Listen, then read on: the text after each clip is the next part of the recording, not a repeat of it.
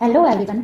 आज मैं लेकर आई हूँ आप सबके लिए एक सच्ची घटना पर आधारित कहानी, जिसको सुनने के बाद आप इंसान को जानवर तो क्या हैवान भी नहीं कह पाएंगे। यहाँ तो इंसान में हैवानियत की सारी हदें ही पार करती है। और मेरी आप सब लोगों से एक रिक्वेस्ट है, अगर आप कमजोर दिल वाले हैं और बच्चे हैं तो कहानी को ना सुनें, क्योंकि ये कहानी आपको थोड़ा डिस्टर्बिंग कर सकती है।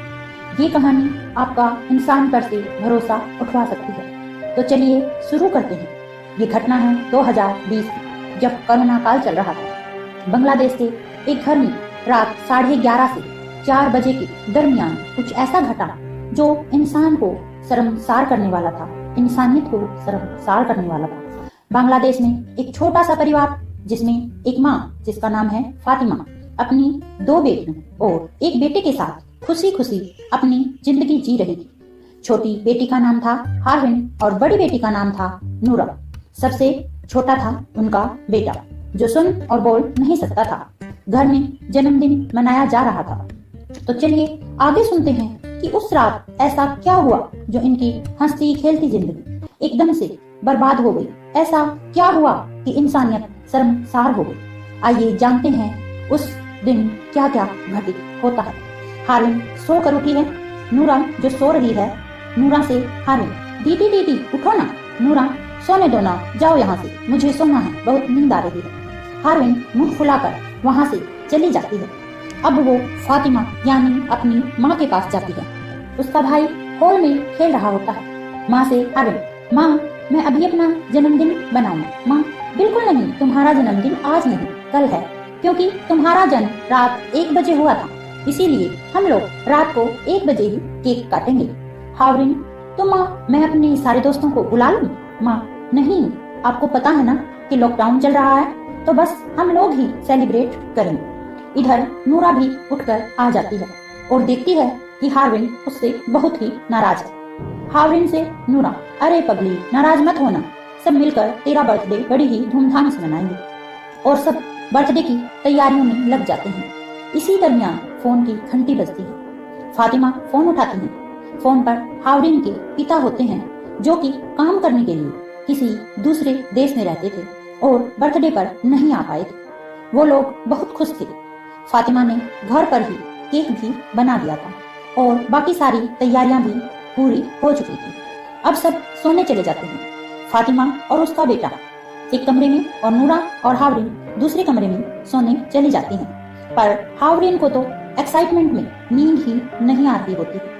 नूरा से, हावरिन उठो ना दीदी, मुझे नींद नहीं आ रही है। नूरा उसे डांट देती है। फिर वो फातिमा के कमरे में जाती है, तो फातिमा भी उसे डांट कर वहाँ से भगा देती है। तो हावरिन हॉल में जाकर अकेले ही सारी डेकोरेशन को देख देख कर बहुत खुश हो रही होती है।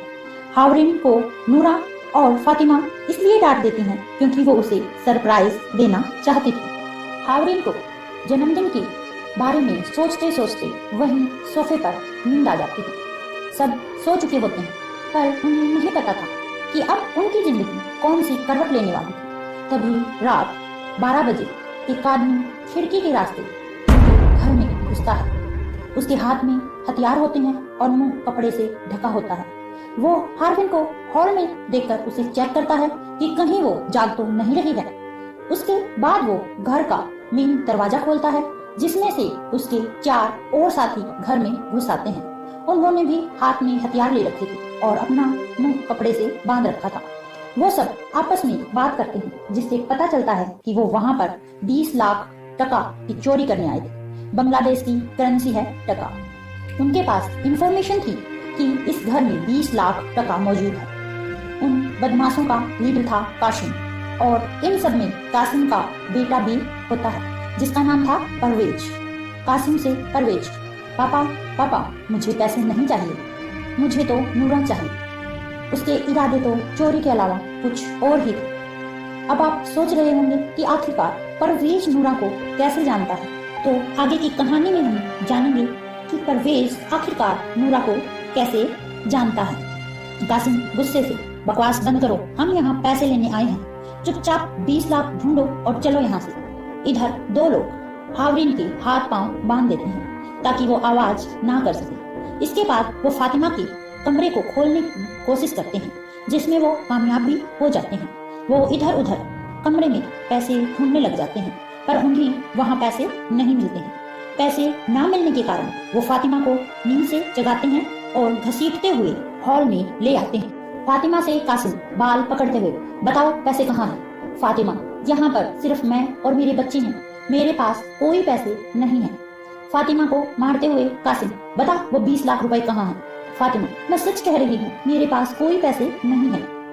इस पर बाकी के लोग उसके बेटे को बाहर लाते हैं और उसकी गर्दन पर चाकू रखकर पूछते हैं, बता दो पैसे कहाँ हैं, वरना हम इसे मार देंगे। फातिमा, प्लीज प्लीज इसे छोड़ दो, मेरे पास कोई 20 लाख रुपए नहीं है, मेरे पास जो है मैं वो लाकर तुम्हें दे दूंगी, प्लीज मेरे बच्चे को कुछ मत करना। उसके बाद फातिमा कुछ ज्वेलरी और 30,000 रुपए लेकर उनके पास आती है और उन्हें वो सब दे देती है।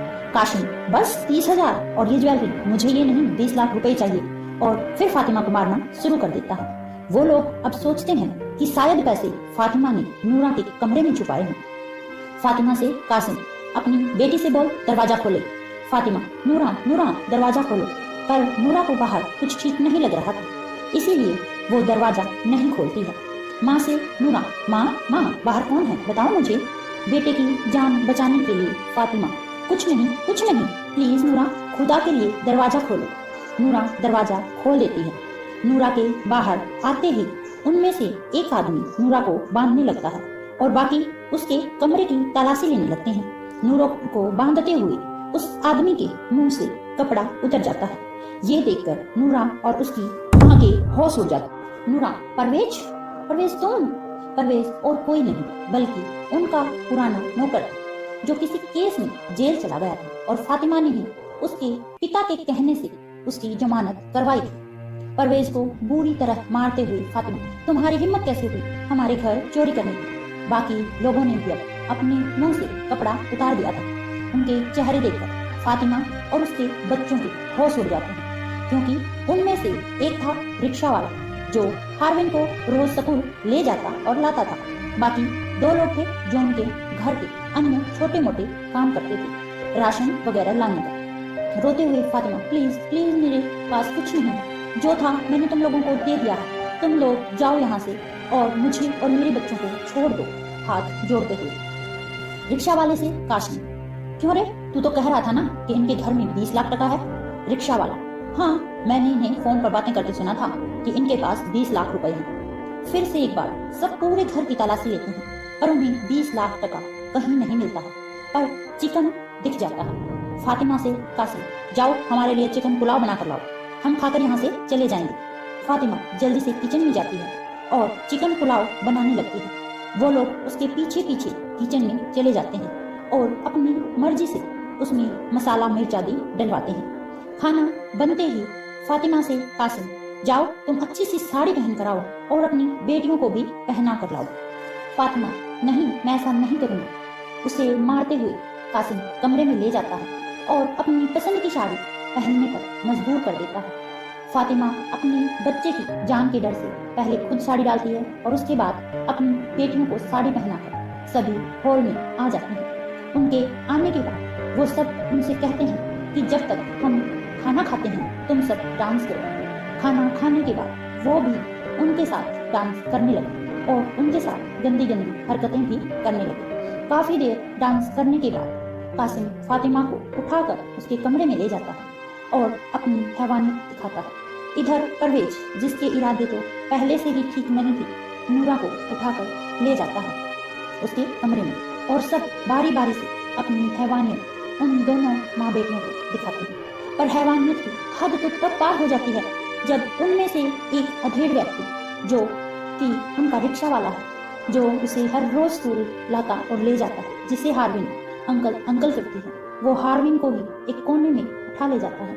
अब तो इंसान को हैवान कहना भी गलत होगा, शायद हैवान भी इनसे अच्छे होते हैं। लेकिन इतना सब कुछ करने के बाद भी वो लोग नहीं रुके। ये सब करने के बाद उन लोगों ने सोचा कि उन्हें 20 लाख रुपए तो नहीं मिले, अगर उन्हें पैसे मिलते तो वो सब लोग विदेश भाग जाते।